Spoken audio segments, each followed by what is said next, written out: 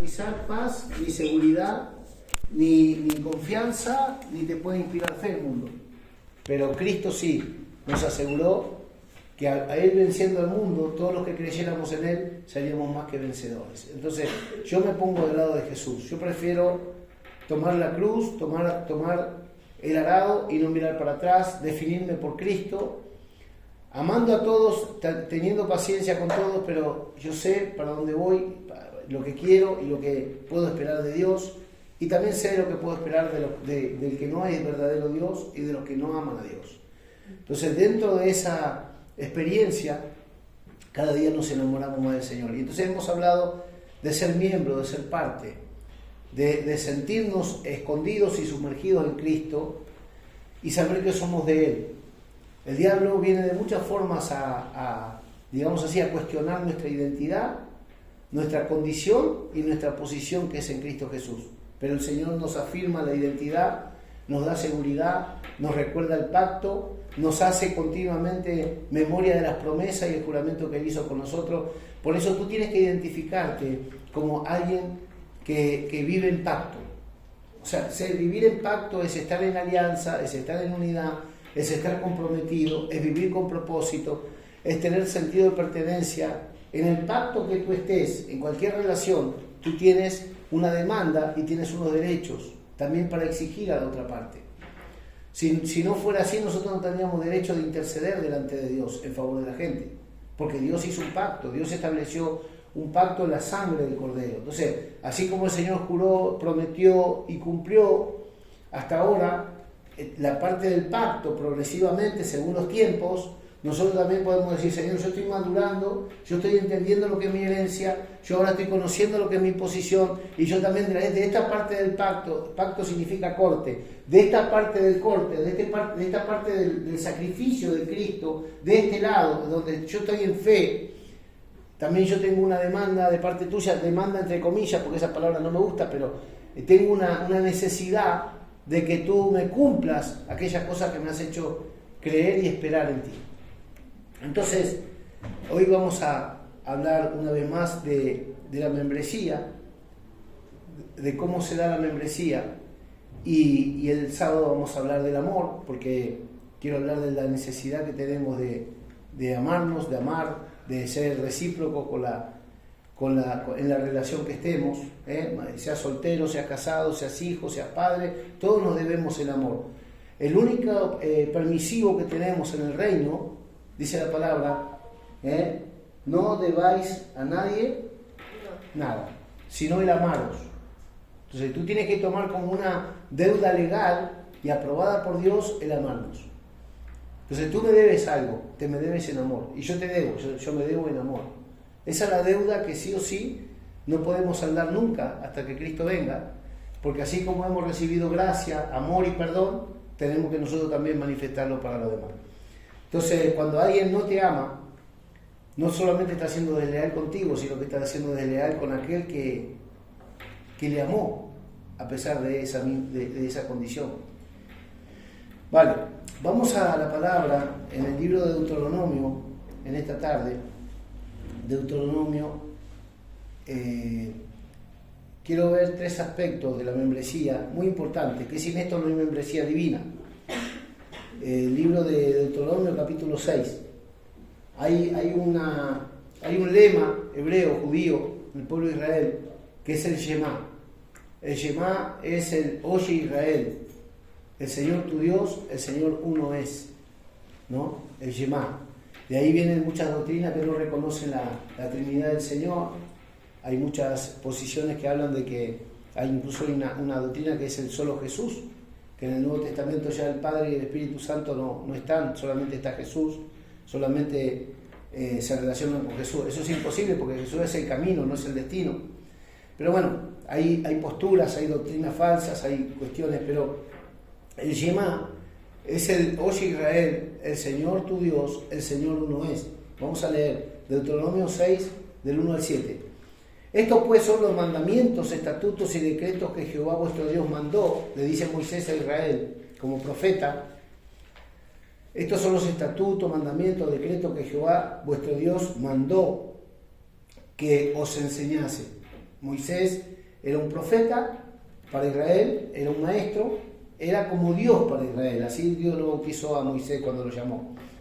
Dice, para que lo pongáis por obra en la tierra a la cual pasáis vosotros a tomarla, para que temas a Jehová tu Dios, guardando todos sus estatutos y sus mandamientos que yo te mando hoy, tú, tu hijo, el hijo de tu hijo, tu nieto, todos los días de tu vida, para que tus días sean prolongados. Oye pues, oh Israel, y cuida de ponerlos por obra, para que te vaya bien en la tierra que fluye leche y miel, y os multipliquéis como te ha dicho Jehová, el Dios de tus padres. Oye Israel, Jehová nuestro Dios, ese es el Shema. Oye Israel, Jehová nuestro Dios, Jehová uno es. Aunque son tres personas, es un mismo Dios. Entonces ahí habla de la membresía. Cristo con el Padre con el Espíritu Santo con Cristo, son una sola cosa.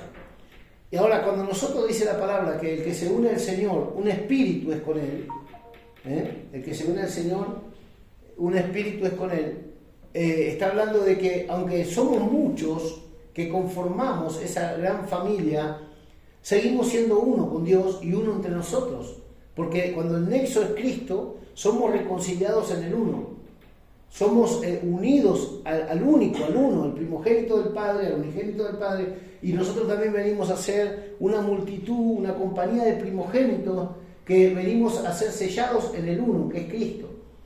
Entonces, fíjate, ¿qué tenía que oír Israel? Que Dios es uno, siendo tres. ¿Qué tiene que oír hoy la iglesia? Que siendo muchos miembros, somos un solo cuerpo.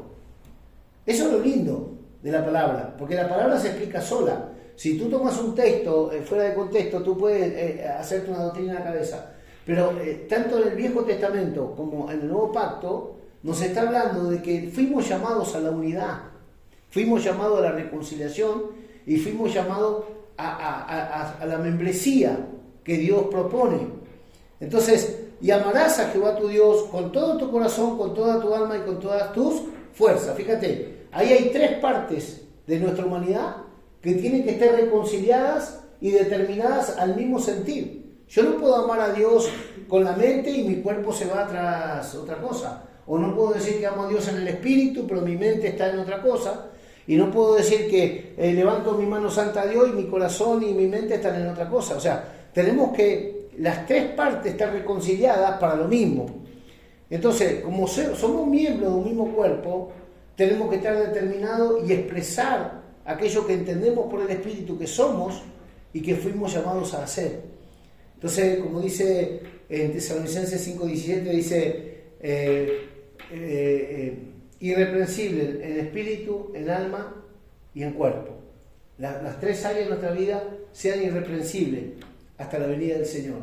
Velemos para que nuestras tres partes de nuestra existencia estén irreprensibles delante de Dios y no haya Dios tropiezo en nosotros a la hora de venir Cristo a buscarnos. Eso habla. Entonces acá dice lo mismo, amarás a Jehová con tu alma, con tu mente, con tu corazón, con tu fuerza. Entonces Dios necesita que nosotros entendamos que en Cristo se reconcilian todas las cosas. En Cristo se reconcilian todas las cosas. Y esa reconciliación no es gratuita, hubo un corte. Pacto significa corte. ¿Se acuerdan cuando Dios habló a Abraham y le dijo que se circuncidara? Y Abraham se circuncidó.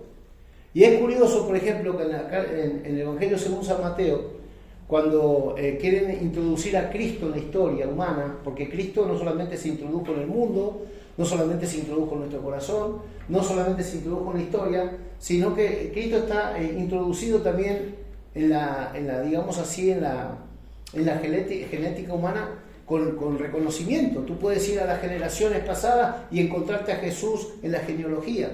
Pero es curioso que en el libro de Mateos, en el capítulo 1 de San Mateo, se empieza la historia de Jesús en Abraham. No empieza en Adán, empieza en Abraham.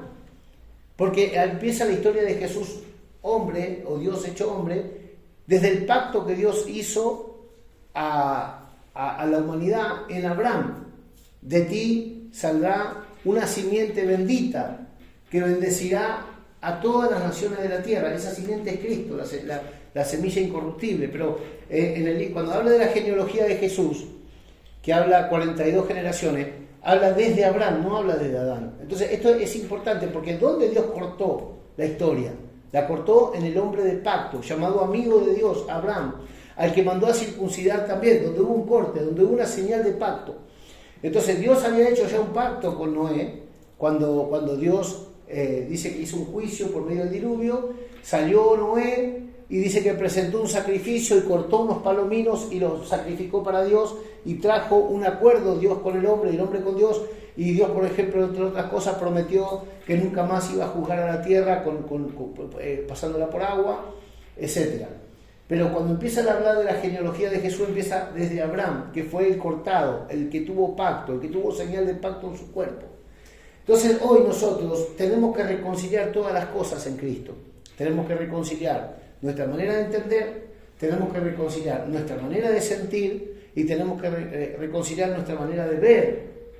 Porque no es con mi fuerza, no es con mi manera, es tener lo que Cristo tuvo y lo que Dios en Cristo nos ofrece. En otras palabras, ya no vivir nosotros, sino Cristo vivir en nosotros. Ya no justificando nosotros por nuestras obras, sino por el logro de Cristo. Y todo descansar en Cristo y gloriarnos en Cristo y no en nosotros. Eso es muy difícil, porque tenemos que desaparecer, anularnos y darle paso a Jesús.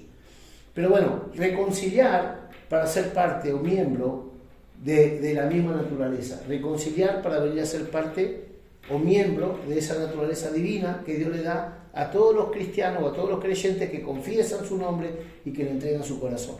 Entonces, este era el lema del pueblo de Israel. Oye Israel, Jehová nuestro Dios, Jehová uno es. Hay una unidad perfecta, es indivisible. El número uno no tiene división, es uno. Eso es el número natural, indivisible. Bueno, en esto también, Dios es uno, y aunque son tres partes, sigue siendo Dios. Como tú eres alma, espíritu y cuerpo, eres indivisible como ser, hasta que el Señor que nos creó y permitió nuestro nacimiento y nos permitió un cuerpo para existir en esta tierra, en el mundo físico, pero somos indivisibles. Si alguien nos divide, nos mata, porque somos indivisibles. Entonces, aún después de muertos, dice la palabra, cuando seamos resucitados, del polvo el Señor va a levantar nuestros restos, porque somos indivisibles. Va a transformar, pero primeramente va a haber un llamamiento a aquello que era un ser indivisible para ser transformado en los aires a semejanza de Cristo. Todo esto son misterios, todo esto es muy difícil de explicar, pero quiero decirte que cuando algo Dios lo reconcilia, ya es inseparable. Pregunto, ¿se pierde la salvación de una persona que es salva? No. De una persona que cree que es salva, puede perderse. Pero de una persona que es salva, según la Biblia, no se puede perder la salvación. ¿Por qué? Porque alguien que ya fue resucitado, alguien que ya vive por la vida Zoe, la vida de Dios, esa vida es indestructible. Una de las características que tiene la vida eterna es que es indestructible. Lo dice el libro de Hebreos también, para una vida indestructible.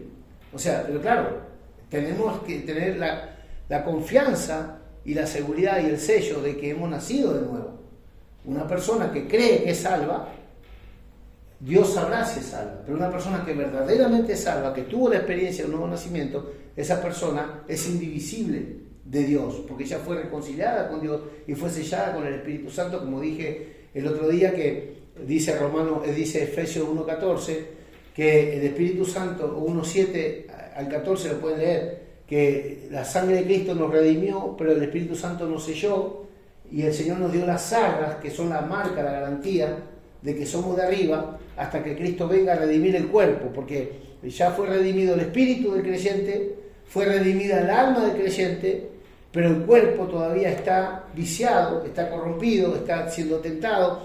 Entonces, el único que nos puede librar de esta debilidad humana, de este tropiezo que nos es la carne, la vida carnal, la vida humana adánica, es cuando Cristo venga a arrebatarnos y a sacarnos del mundo. ¿Te das cuenta? Entonces ahí dice que el Señor va a venir por la posesión adquirida. ¿Cómo la adquirió? Por sangre.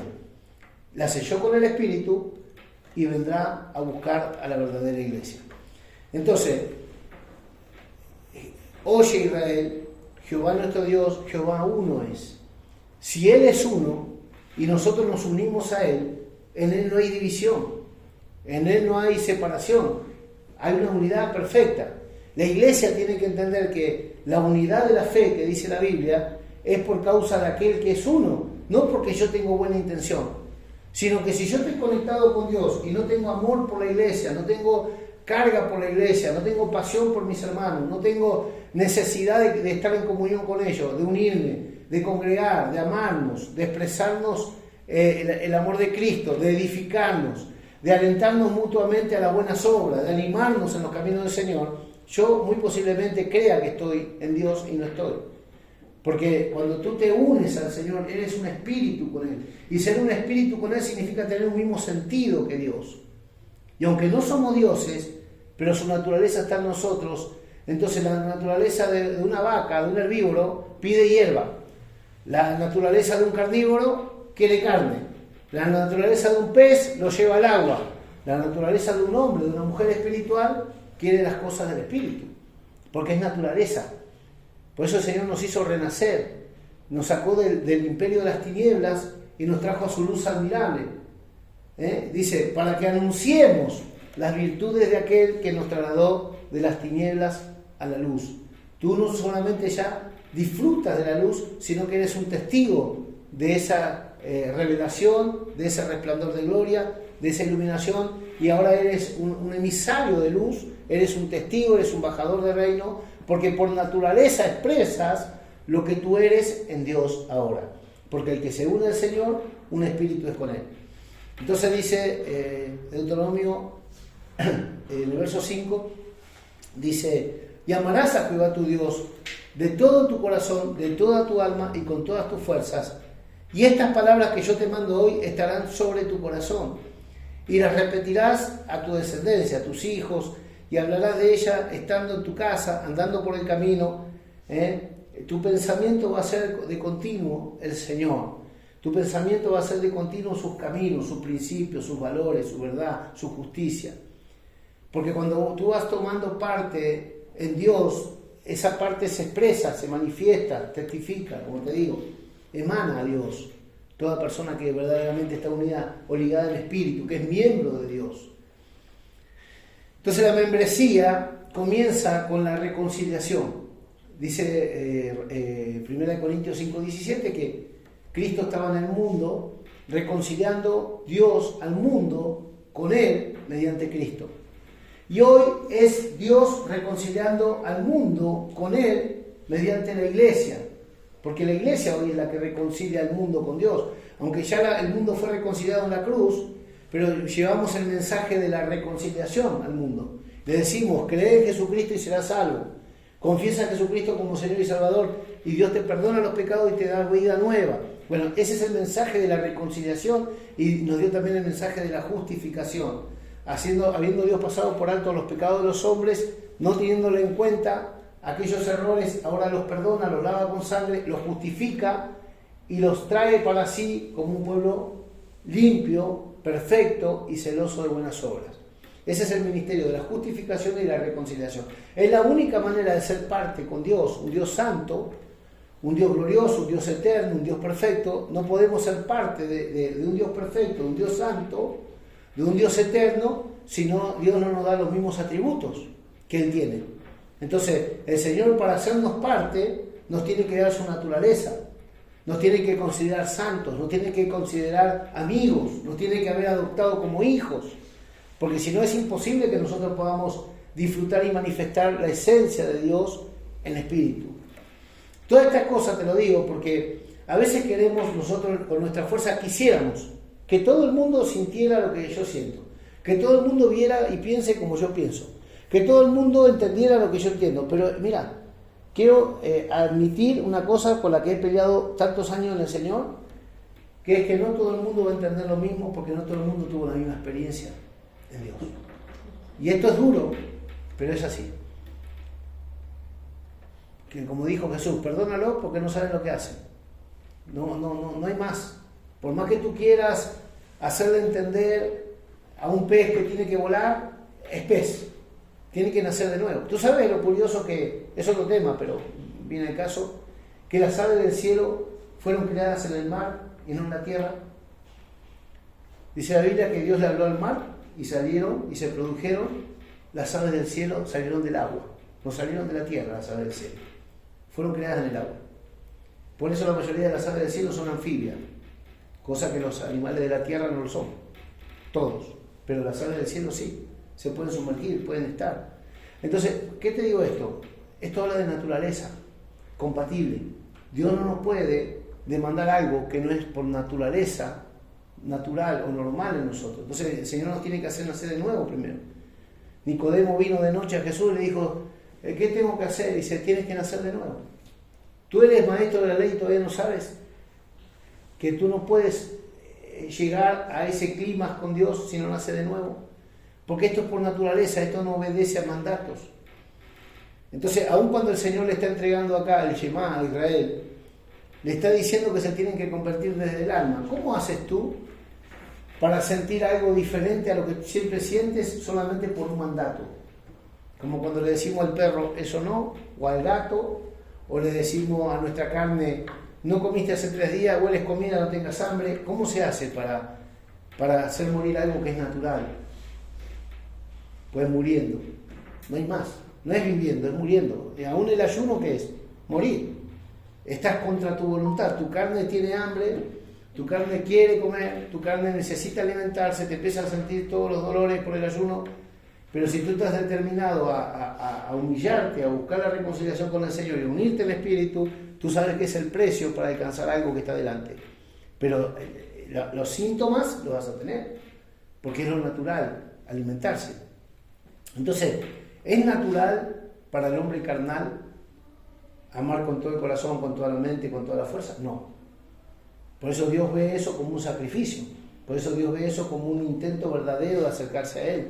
Y lo aprueba, y lo bendice, y lo recompensa. Todo acercamiento intencional del hombre hacia Dios, Dios lo aprueba, lo bendice y lo corona, porque es verdaderamente una expresión genuina de un deseo verdadero que nace en el corazón, que muchas veces ni siquiera es la persona, es Dios llamándote. Ni siquiera es la persona la que está buscando a Dios, sino que Dios te está buscando y Él pone el querer como el hacer por su buena voluntad de que tú te acerques a Él para Él acercarse. Acercaos a mí y yo me acercaré a vosotros. Buscadme y viviréis. Y en el día de la angustia me invocaréis y me hallaréis, porque me invocaréis de todo corazón. Y cuando yo vea que sea de corazón, entonces yo me voy a unir a ustedes. Así dice el Señor. Por eso dice ahí en Crónicas 7:14, si se humillare mi pueblo, sobre el cual mi nombre es invocado, y me buscaren y clamaren, yo iré desde los cielos. Entonces, Dios sabe que hay personas que oran, que rezan, pero ¿cuántos están de corazón buscando? Entonces, son los que de corazón buscan los que lo hallan. Me buscaréis y me hallaréis, porque me buscaréis de todo vuestro corazón, no de palabra. Como le dijo Isaías a Israel también como profeta, este pueblo me honra de labios, pero su corazón está lejos de mí. Entonces, qué difícil es, ¿no?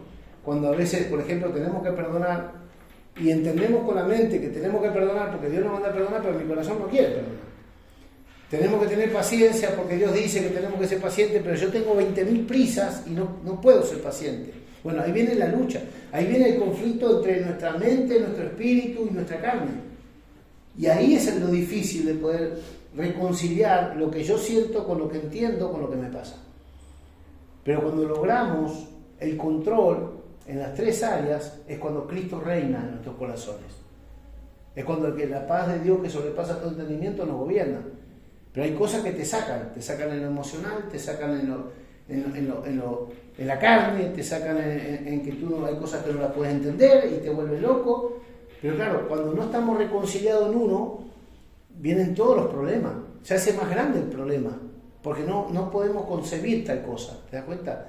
Entonces ahí vienen todas las cosas que nos pasan, que nos desmoronan, que nos hacen perder los estribos, que nos hacen perder el testimonio, que manifiestan lo peor de nuestro corazón, porque no estamos gobernados por el Espíritu Santo, porque no hay una reconciliación, primeramente con Dios y después nosotros mismos, un dominio propio. Y esto nos pasa a todos, en una manera, a uno, a otro de otra forma, pero a todos nos pasa.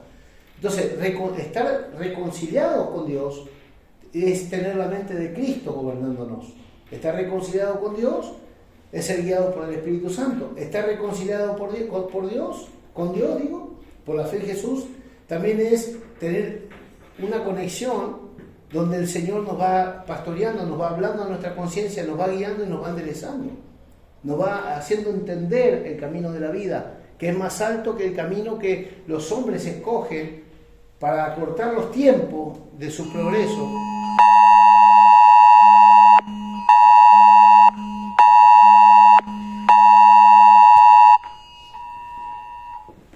¿Cuánto miedo tiene esta gente? Aceptar por el se corta. No escucho. Aceptar y se corta. ¿Cuánto miedo que tiene? Gracias a Dios que Cristo es nuestra seguridad. Entonces dice, yo puse acá, ¿no? Lo primero que nosotros tenemos para poder reconciliar todo esto y para poder ser gobernados por Dios, etcétera, es tener en cuenta al mediador, al único mediador entre Dios y los hombres, Jesucristo hombre, que es el enlace con el Padre, que es el reconciliador y es el que nos une, el que nos sella, el que nos, digamos así, nos introduce a esa naturaleza, ¿no? Número uno. Número dos, cuando el Señor le hizo la promesa, cuando el Señor le hizo la promesa a Israel, acá en Deuteronomio, lo primero que le habló fue de la unidad que había en Dios, que Dios había, no estaba diciendo, no hay muchos dioses, yo soy uno, sino que también estaba revelando el misterio de la Trinidad, que más adelante se iba a dar, que todavía no estaba, manifestado, dado, pero que más adelante se iba a dar como tal, la Trinidad, a conocer. Número uno, el templo era lo más inmediato, o sea, primero era Dios soberano, revelándose como el uno. Segundo, ¿qué era? Era la atención a amar el templo o el lugar de la morada de Dios. Chao, bendiciones. El lugar de la morada de Dios, que era en aquel tiempo el templo. Hoy el templo somos nosotros. El que se une al Señor, un espíritu es con Él, y tú inmediatamente vienes a ser templo del Espíritu Santo. Y número 3, esperar ver su gloria en ese templo, que ese templo sea lleno. Y ahí habla del bautismo del Espíritu Santo en los creyentes genuinos. ¿Se acuerdan del día de Pentecostés cuando estaban todos unánimes? Ellos estaban unánimes. Ahora, para todas estas cosas hubo un corte. ¿Cuál fue el corte? Primero, él dice que todo lo que somos bendecidos ahora, fuimos bendecidos ya en Abraham, y luego los que recibimos a Cristo, en Cristo se cumplen todas las promesas que Dios hizo sobre el linaje hebreo, desde Abraham hasta Cristo, que vino también del linaje de Judá.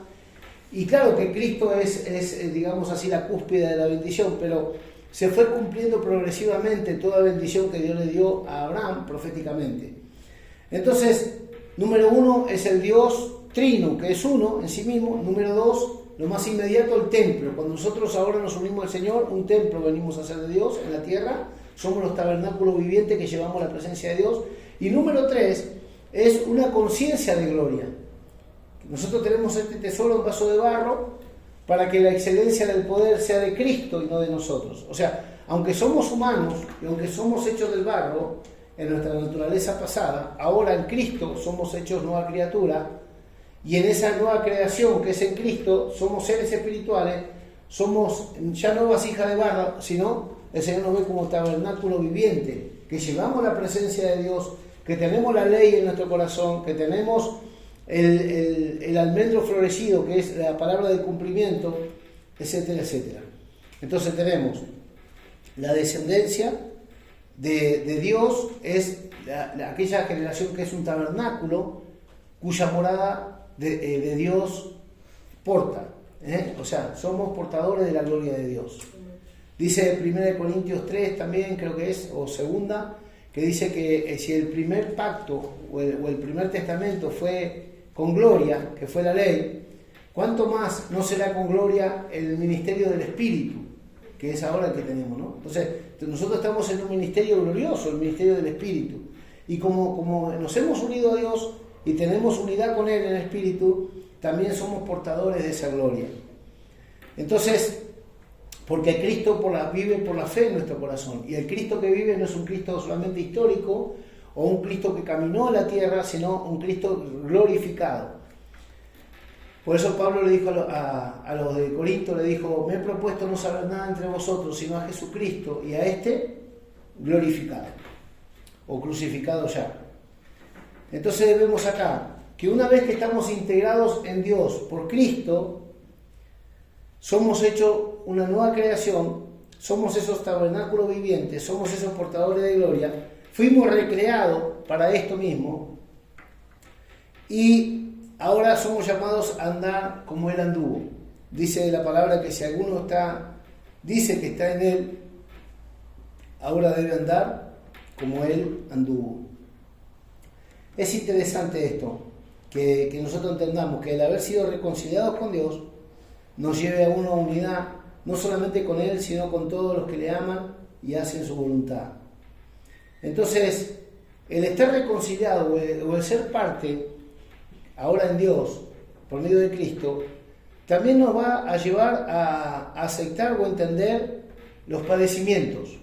Hay padecimientos que vienen como parte del combo, que no los queremos pasar, pero son parte del combo. O sea, la Biblia dice que si sufrimos, vamos a ver 2 de Timoteo 2, 11 al 13. 2 de Timoteo 2, 11 al 13, acá nos habla de que dentro del paquete también vienen experiencias, vienen, digamos así, cosas que nos van a suceder, como el precio a pagar también por causa de la familia. ¿Sabes? Nosotros en lo natural, donde nos tocó nacer, en el círculo de personas que hemos crecido, venían cosas buenas y venían cosas dolorosas quizás, por el lugar, por la parte que nos tocó dentro de la familia o dentro de la época que nacimos, o nuestra cultura o nuestra nación, por los procesos que estaban pasando la humanidad, digamos así, el núcleo familiar o la nación donde nacimos, hemos tenido que vivir de una manera por tal gobierno, por tal guerra, por tal situación, por la economía, por los padres que tuvimos que no tenían educación, o no tenían economía, o no nos mandaron a estudiar. Bueno, todo eso hace a la persona, quieras o no, porque está formado en un clima, en una atmósfera que no siempre es la ideal, ¿no? Hemos tenido que sobrevivir a muchas cosas. Ahora que fuimos metidos en el reino, como agentes del reino también tenemos cosas que vamos a vivir por causa del rey y por causa del reino. Acá Timoteo dice, Pablo le dice a Timoteo, 2 de Timoteo 2:11, dice, palabra fiel es esta. Esto es así, está diciendo, esto es así y se queda así porque esto lo revela el Señor, está diciendo Pablo a Timoteo. Palabra fiel es esta, si somos muertos con Él, también viviremos con Él. Y ahí no habla solamente de un bautismo, ahí habla Pablo sabiendo que él iba a ser muerto por el testimonio, como un mártir. Y él no le está temblando el puño al escribir, él está diciendo, mira, si yo tengo que morir por Cristo, también sé que Él me va a resucitar con Él. Y que al final voy a reinar con Él. O sea, es parte del combo que me toca por ser ministro de Cristo. Pablo lo entendía. Estas cosas muchas veces nosotros no quisiéramos predicar. Mira, ahora que aceptaste a Jesús, te van a venir problemas que antes no tenías. Habrá gente que tú amas que te va a rechazar, te va a perseguir, se va a burlar de ti, te van a dejar a un lado por causa de Cristo, te van a contender por causa de Cristo, te van a menospreciar por causa de Cristo. Y aunque la gente no entienda que lo está haciendo por eso, es un espíritu del mundo que los va a utilizar contra el espíritu de ser que está en ti, que es el espíritu de Jesús. Entonces, habrá una cosa que por naturaleza se divide como el agua y el aceite. Por eso Jesús dijo, yo vine a traer espada, no vine a traer paz. No es que Él vino a provocar a nadie, es que cuando tú te defines por Cristo, tú le das la espalda al mundo, y al darle la espalda al mundo, le das espalda a todo lo que es del mundo, y aunque tú no quieras separarte de nadie, el mismo espíritu hace la división. Palabra fiel es esta, si somos muertos con Él, también viviremos con Él. Si sufrimos, también reinaremos con Él. Si le negáremos, Él también nos negará. Fíjate. Imagínate que Jesús nos negara. ¿Cómo nos podría negar Jesús hoy? Que ya está resucitado y está delante del Padre como sumo sacerdote, como intercesor. Pues no intercediendo a la manera de hermano mayor, porque dice la Biblia que la sangre de Cristo habla más que la sangre de Abel. ¿Qué significa? Que si la sangre de Abel, que fue muerto por su hermano, clamaba desde la tierra justicia a Dios, ¿cuánto más la sangre de Cristo clama por justicia que se le haga a Cristo, que fue el santo y justo, que padeció por todos los pecadores. ¿Tú te crees que la sangre de Cristo, aparte de los beneficios que nos da, no será un juicio en aquel día para todos los que rechazan la gracia? Va a ser motivo de juicio, de condenación y de destrucción a los incrédulos. Entonces, ¿qué pasa? Mira, si la misma sangre que nos reconcilió a nosotros con el Padre es la misma sangre que va a traer, a ser tema de tropiezo y de condenación a los que no quisieron ser reconciliados o reunidos con el Creador mediante la fe en la sangre. Romanos 5.1 dice que justificados por la fe tenemos paz para con Dios mediante Jesucristo en su sangre. Pero el que no quiere esa reconciliación por no querer creer y recibir la gracia que es en Cristo, se constituye culpable de esa sangre derramada y está expuesto a un juicio, a una condenación y a una destrucción eterna, a un castigo eterno. Entonces, fíjate qué tremendo que es esto, ¿no? Si sufrimos, también reinaremos con Él. Si le negaremos, Él también nos negará. En aquel día muchos dirán, Señor, Señor, en tu nombre echamos fuera demonios, hicimos cosas. Y Jesús va a decir, apartado de mí, nunca os conocí. Ahí te va a negar. ¿Por qué? Porque no conocimos nosotros camino de paz, dice la Biblia. En un pasaje de la palabra del libro de Isaías dice, no conocieron camino de paz. O sea, no quisieron aceptar el pacto, no quisieron entrar en la digamos así, en la comunión con Dios, no quisieron ser parte de la familia de la fe, no aceptaron el rescate que es en Cristo, no aprobaron, no tomaron a bien la gracia dada mediante Cristo, entonces no conocieron el camino de paz. Y al no haber conocido el camino de paz, el Señor mismo tampoco los reconocerá. Si le negaremos, Él también nos negará. Si fuéramos infieles, Él permanece fiel. O sea, Jesús está ahí siempre. El tema es dónde estamos nosotros. Por eso es importante que reconciliemos nuestra mente, nuestro corazón y todo nuestro ser con el Señor. Y cuando vienen cosas para separarnos de la sincera fidelidad a Cristo, rápido humillarnos, rápido pedirle perdón y rápido reconciliar, restaurar la relación con Dios, porque nuestra mente camina años luz. Se oscurece el consejo y nos enfriamos y nos alejamos en nuestra mente. Nuestro corazón puede estar cantando, pero mi mente no está en Él. No hay gratitud, no hay alegría, no hay alabanza, no hay fe, no hay esperanza, porque nos hemos dolido por algo que no salió como queríamos, que no hemos logrado entender, porque no hemos sentido el sentir de Dios, hemos sentido nuestro sentir. Y entonces cuando el enemigo viene y nos victimiza, nos hace pensar que somos los pobrecitos, que no merecíamos esto, que mira qué mal, y empezamos a buscar justificativos, pero nunca entendimos la mente de Dios para saber por qué muchas de las cosas nos alcanzaron, porque el pacto con el pueblo, el pacto de Dios no es un pacto para martirizarnos ni para oprimirnos, al contrario, es para sacarnos de ese estado. Entonces, hoy nosotros tenemos que pensar que si nosotros negamos a Dios por lo que nos pasa, Él también nos negará. Lo peor que nos puede pasar es que Jesús no interceda por nosotros delante del Padre. Si somos uno con Él, si somos un espíritu con Él, sabemos que todo lo que Jesús clame por nosotros nos va a favorecer. Pero si aún dependiendo y necesitando de Dios en Cristo, nosotros nos volvemos a rechazar, a no aceptar, a no entender, a no querer oír, a no querer caminar en amistad. A mí me pasa que hay días que no tengo ganas de orar.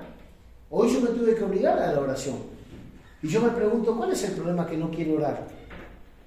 ¿Cuál es el problema que no quiero darme ese tiempo para orar? Es mi carne. ¿En qué estoy en desacuerdo con Dios? ¿Qué es lo que no acepto de Dios? Que estoy así como cuando no quiero estar con una persona y no la quiero ni mirar a los ojos. Hay algo que se constituye en un tropiezo. Hay una pared que no me separa. ¿Cuál es el problema? ¿Cuál es la separación que tengo? ¿Cuál es lo que me bloquea, lo que me aísla de Dios? Entonces lo tengo que resolver rápido, porque yo no me puedo permitir eso, porque pasan los días y no me puedo pasar días sin orar. Y pasan cosas, y luego por los mismos tropiezos que te vienen, por no haber orado, por no haber tenido comunión, todo lo tomas mal, como que es Dios el que te lo está mandando, y le atribuimos a Dios lo que viene del diablo.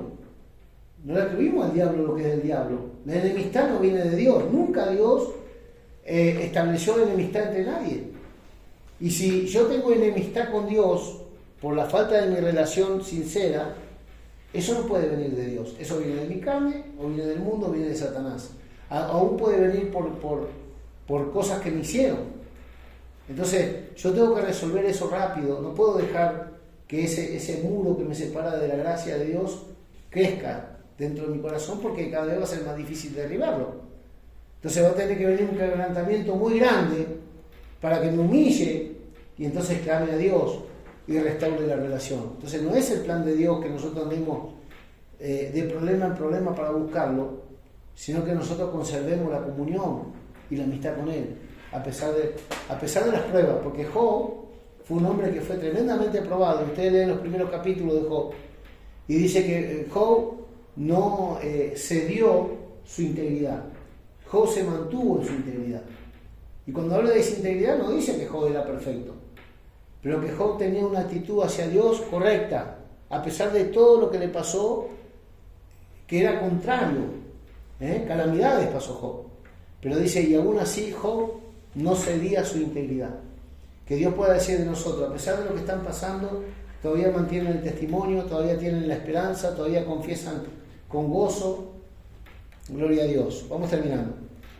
Mira, si sufrimos, también reinaremos con Él. Si le negáremos, Él también nos negará. Si fuéramos infieles, Él permanece fiel. Él no puede negarse a sí mismo. Y algunas personas, mira, con esto quiero ir acabando, pero algunas personas creen que porque Dios es fiel, ellos le están agradando.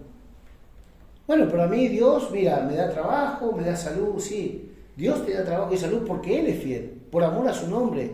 No significa que le estés agradando. Tú sabes que le estás agradando porque en tu vida hay paz y hay buena voluntad para con Él. Cuando tú estás desconectado de Dios, adentro tuyo hay que resucitarte, porque no hay tal cosa como que el aliento de Dios, el aliento de vida, te da ese gozo, esas ganas, ese entusiasmo de buscarle, ese deseo genuino de estar con tus hermanos. Después ponemos mil excusas, el trabajo, que no llego, que tengo un problema, que tengo responsabilidades, que ahora no puedo, ahora estoy pasando esto. Todas esas son excusas asquerosas delante de Dios. Yo te puedo decir de gente que hace un esfuerzo tremendo por congregar, aún con los problemas que está viviendo, y congregar. Y hay otra gente que teniendo todo para hacerlo, no le da la gana hacerlo. Entonces nosotros como miembros del cuerpo no podemos obligar a nadie, pero tampoco tenemos que aceptar ser engañados por excusa que solamente son su responsabilidad con Dios, porque a mí no me debe nada, alguien que no vino hoy no me debe nada. Se me debe a mí en amor, y se le debe a Dios en amor. Pero ¿qué pasa? Mira esto, después pedimos oraciones por problemas que se dan de esa consecuencia de esa separación de Dios. Entonces hay gente que verdaderamente muchas veces no puede, y yo lo entiendo, pero hay cosas que nosotros usamos como excusa y nunca reconocemos la frialdad, la falta de gratitud, la falta de fidelidad, la falta de compromiso. No la reconocemos. Nadie va a venir acá, Señor, perdóname porque soy una persona que no tiene compromiso con nadie, que no soy agradecido, que tengo la memoria frágil, que no me acuerdo dónde me sacaste. Son poca la gente que ora así, pero eso es una realidad. Por eso esta palabra es de advertencia. Si nosotros le negáramos, Él también nos negará. Terminamos con Apocalipsis 5, 9 y 10. Apocalipsis 5, 9 y 10. El apóstol Juan tuvo una visión en la isla de Patmos y vio el cielo abierto y vio la Jerusalén celestial, y entre otras cosas que vio tremendas, vio esto. Apocalipsis 5, 9. Cantaban un nuevo cántico diciendo: digno eres de tomar el libro y de abrir los sellos. ¿Quién era digno? Cristo. Era el único digno de abrir los sellos, porque nadie había vencido, solamente Él. Entonces dice, porque tú fuiste inmolado, sacrificado, crucificado por nosotros, y con tu sangre nos has redimido, nos has librado de toda maldición, nos has santificado, nos has reconciliado, nos has justificado. Con tu sangre nos has redimido para Dios, de todo linaje, de todo pueblo, de toda lengua, de toda nación, y nos has hecho para nuestro Dios reyes y sacerdotes. Fíjate, nos hizo reyes. ¿Qué significa? Que tú vas a reinar con Él. Ya tu característica es de reino, es de gobierno, es de señorío. es de potestad, es de autoridad. Esa es nuestra característica. Ahora, no es cuando nosotros nos vayamos al cielo. Acá el Señor nos dio un reino. Somos parte de un reino. El Señor dijo, no temáis manada pequeña, porque a vuestro Padre le ha placido daros el reino. Tú tienes el reino, tú tienes la llave del reino, la oración, el nombre que es sobre todo nombre, el fuego del Espíritu. Tú tienes llaves. Y tenemos un reino inconmovible en el cual nos movemos. Nosotros estamos dentro del reino. El más pequeño en el reino de Dios es más grande que Juan el Bautista, dijo Jesús. O sea, nosotros pertenecemos a un reino inconmovible. Nosotros no dependemos ni de esta alarma, ni del Estado, ni de lo otro. Nosotros podemos respetar, podemos entender, estamos de alguna forma involucrados en algo, somos vulnerables por cosas que nos pasan, pero nosotros somos de un reino inconmovible. Nosotros tenemos una digamos, constitución de reino. Tenemos promesas, tenemos garantías, tenemos un diseño de dignidad como hijos del reino, tenemos una esperanza dentro del reino, tenemos promesas, tenemos recursos, tenemos manera, tenemos leyes espirituales dentro del reino.